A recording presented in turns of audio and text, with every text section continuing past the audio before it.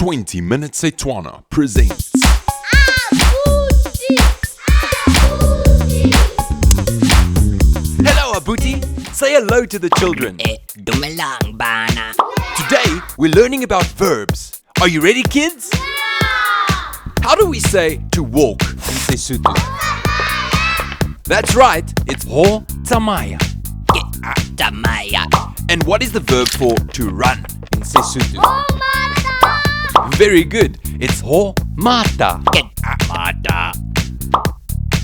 Now how do we say to sleep in Sesotho? Obala! That's right, ho robala. Ke ahobala. Obala! And to sit in Sesotho? Odula! Very good, it's ho dula. Ke adula. Okay, stop for a second. Let me explain. To sit is ho dula.